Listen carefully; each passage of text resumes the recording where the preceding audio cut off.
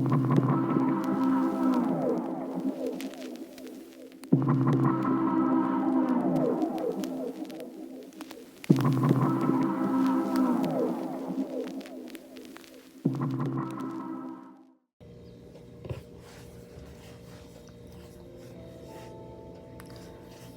and true, it's Magellan hair.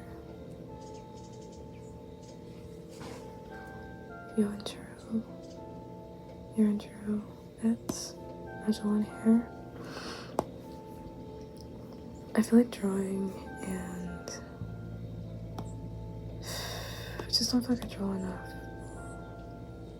I don't really know what to draw, so what's kind of bothering me, and what I feel like drawing will impact which video this is for, which will impact what I draw. Or I could make an entirely separate video. I'd really hate for the videos that I need to draw for not get drawn for. So instead I'm going to do something from my mind. Just go for it. Just draw something. Bestie, please. How big is this brush? Okay.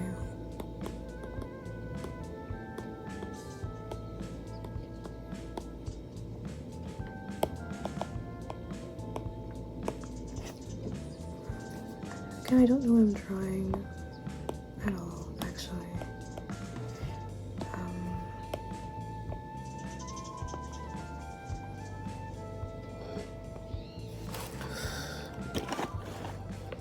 Sorry.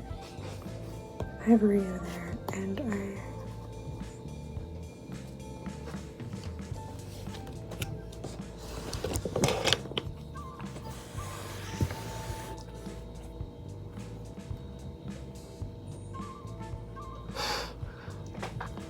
they're doing something special for dinner, apparently. They have like chicken and waffles and shit, which I think is really cool. I don't like this color. Here we go.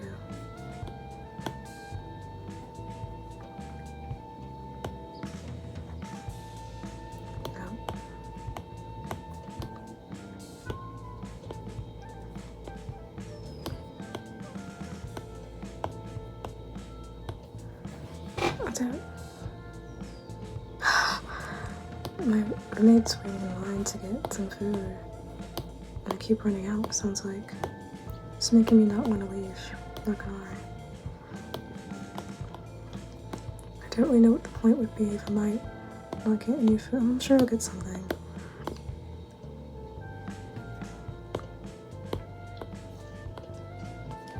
I really like ASMR, and, well, I'm sure you can tell.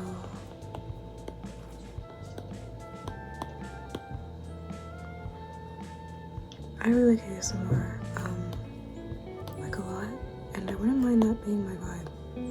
Not necessarily like straight ASMR, I think I'd get bored doing that.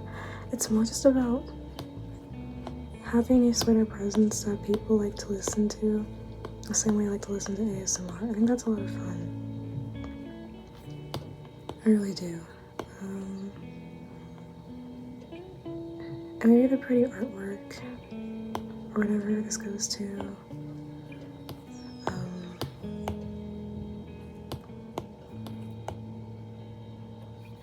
I'm kind of losing the cool effect. I'm hoping that with drawing a lot on a specific canvas, an idea will come, and eventually I'll start to draw the actual image that's on my mind. But I do kind of feel like digital art, especially with this type of pen and this type of screen protector, makes for a really good ASMR. Because the paper like screen protectors, like that sounds chill. That sound is fine, don't get me wrong. But it does get kind of irritating. Just hearing it a lot, that's all.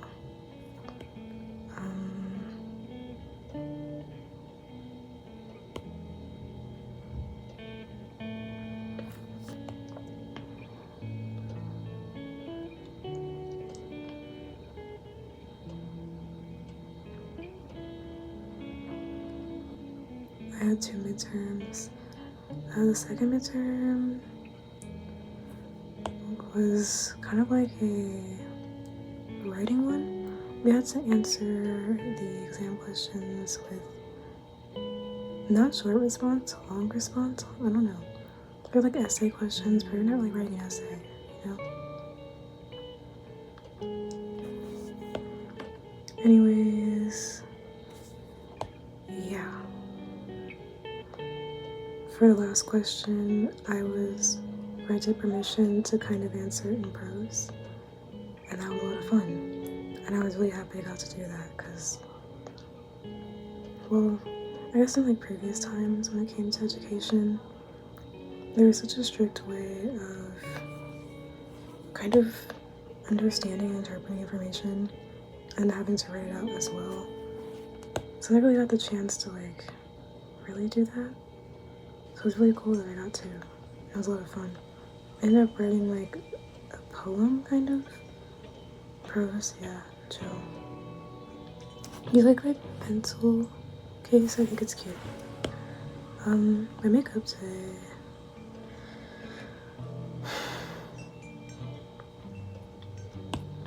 I think I've kind of gotten it down. I like to wear a mask when I do my makeup, and as you can see, it looks pretty good today. So I'm pretty sure I got that routine down. It took me a while, but basically I just spray my face a lot and use a lot of powder. So it took me so long to figure out that balance, but I think I figured it out. Because yeah, it looks pretty good. And I finally also, just in general my makeup, I've only done one like funky look this year. It's made me feel really bad. Which is, I think I'm about to get started with a second layer. I don't know. I don't know what I'm doing. That's kind of, I don't know how I feel about that. I was gonna do a gouache painting because it's been really hard to get myself to do it. A gouache painting, that is. Okay, let me try to make this a little more ASMR. Or just a little more chill. I feel like, I don't know, I feel like it's not chill. I have a clock going. I don't know if you can hear that. It's probably noisy. I'm really sorry. I like it though. Whenever I feel really confused, I just listen for the clock. Anyways, I went to go open up the gouache painting and there was a really suspicious substance all over it. I don't know how it got there. I don't know what happened. And it freaked me out. Like a lot. And I am trying to record like different art video, but I just really hated that part. Honestly, I really hate my digital art when I try to do it how other people do it. At least like what I see that's blowing up on like social media, YouTube and stuff like that. It's kind of like a certain order everyone kind of does things in. But I really hate it when I do line art first because it just kills my whole drawing. Yeah. And that's killing my writing, so let's not do that. No, it's just like that, okay?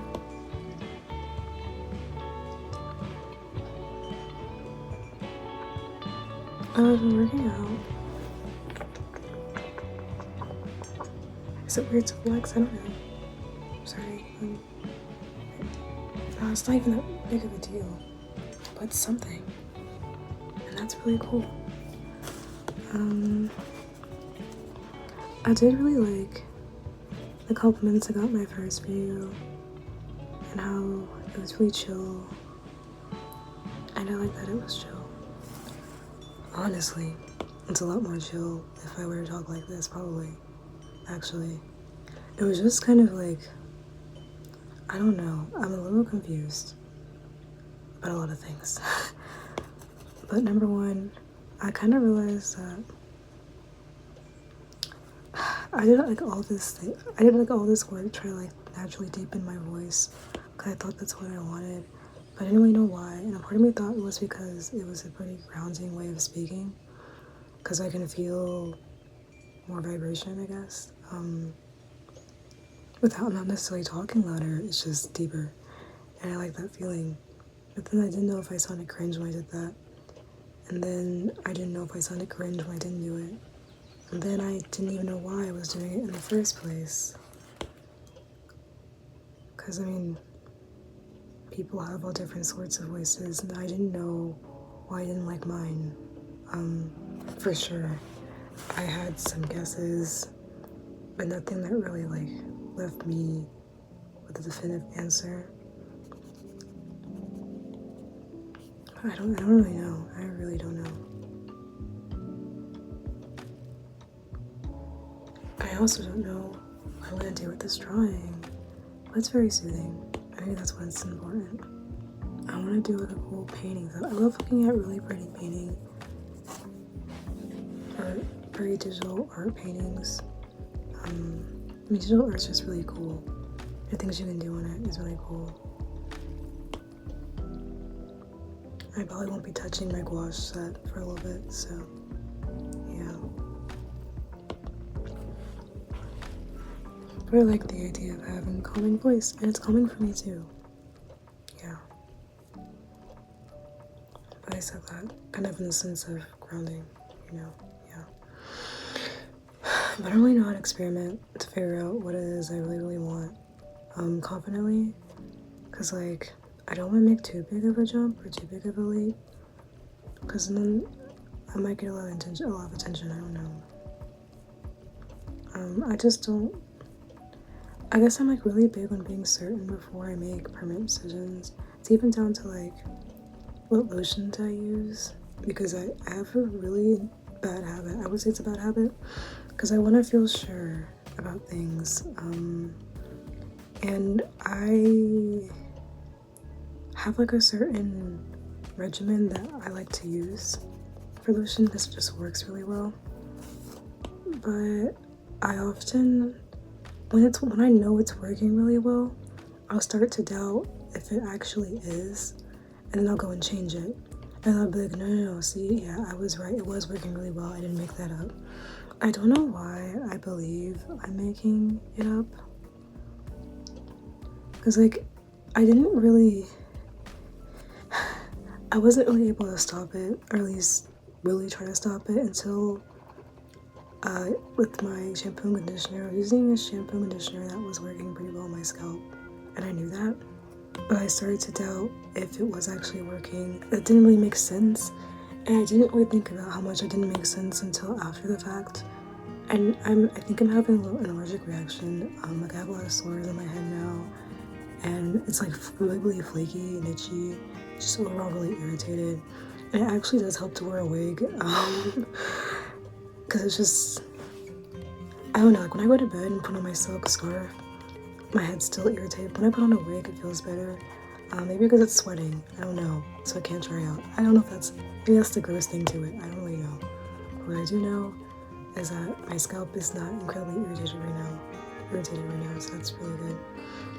Anyways, yeah, it's really bad, like to the point where I'm developing a bald spot right there. But I also don't know if that's because of stress. So even though there's a lot going on my scalp, I can't fully prove to myself that it's because of the new shampoo and conditioner. But I also know my scalp was fine for the new shampoo and conditioner, so it wouldn't hurt to just stick with it. But yeah, I am really annoyed that I keep doing that. It's an expensive like habit. I don't want to say it's a habit. It's like clockwork. The moment I start to settle on something, I uproot it. It's kind of like I won't allow myself to settle. And I think that's really ironic, considering how I'm like really big on comfort, and constantly uprooting things that bring me comfort is obviously not going to bring me comfort, right? That's kind of one of the things I want to talk about. That was a really long intro. I wasn't planning on this to be an intro for that video, but I think it's a good segue because the topic is still relevant. I guess I'm gonna start playing that clip now. Yeah.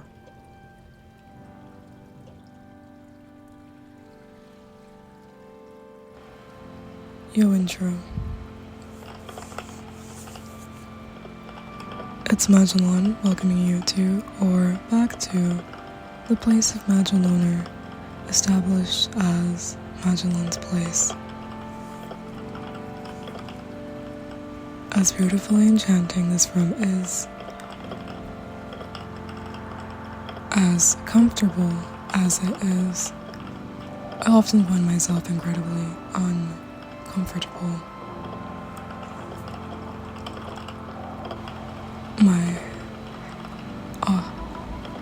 Here is another appearance of a disclaimer stating, I take note of my odd way of writing.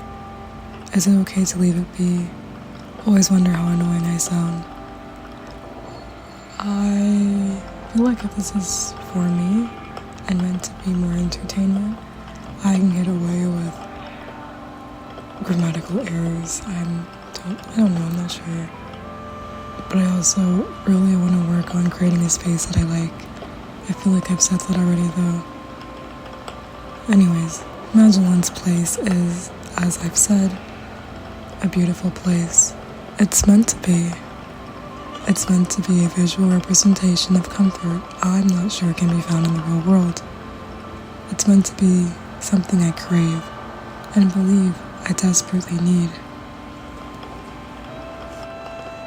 If I cannot find the thing needed to keep moving forward, I must create it in a way I know how. I must utilize my creativity to convince myself I have everything I could ever want. I must convince myself there is nothing I need additionally, but frankly, I am miserable in this box. I knew I would grow distasteful of it eventually, but I'd hoped I'd have a solution by that point. Well, here I am, at that point, feeling miserable without answers. Limiting myself to a place of comfort would inevitably feel suffocating as my ever, oh so encompassing craving involves constant growth, not change, growth. My room is nice, my hill is nice. But these things are made to keep me from seeing the beyond. It is marketed, one more towards protection, but I wish I didn't feel I needed that to wake up. I want to push forward, but the way these metaphorical spaces have been created present that task as much larger of a beast than needs to be. I must not only leave my room, but my house to see a world so much larger than my room. I can take on the house, but maybe not the world. That's not comfortable. Inside my hill is cozy. I want to push forward, but the way these metaphorical spaces have been created present that task as much larger of a beast than needs to be. I must not only leave my room, but my house to see a world so much larger than my room. I can take on the house, but maybe not the world. That's not comfortable. Inside my hill is cozy. Going outside my hill is manageable, but going over that hill, that's not comfortable.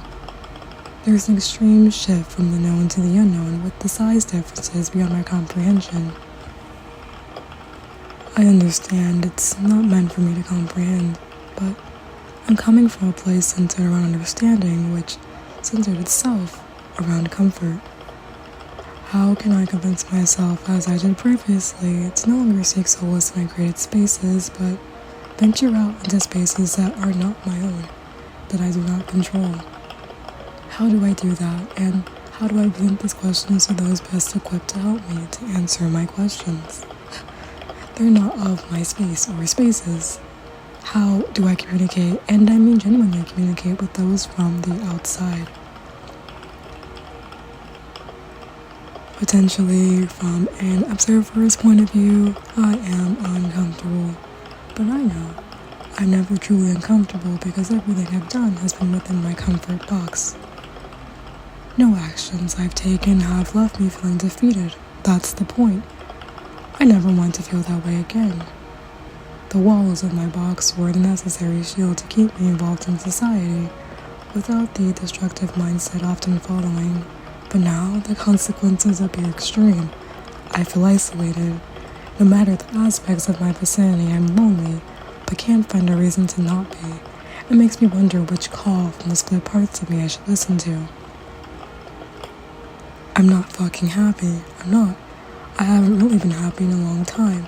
My creations were only meant to help, but it feels like everything I've done with positive intentions have always turned sour, and I can't help but feel like the root cause is me. I'm the common denominator, but I mean, duh, it's my life. I'm really bad at this, but I thought growing into consciousness would fix everything, and I truly did think that. I wanted to believe it. I thought I could get it to stop. I don't know why this happens in the first place. How hard should it be to stop it? What could possibly be causing all the misery despite the overall positive majority? Please do tell me. It does not make sense. But that's that, and with that, I'm going to kindly head out.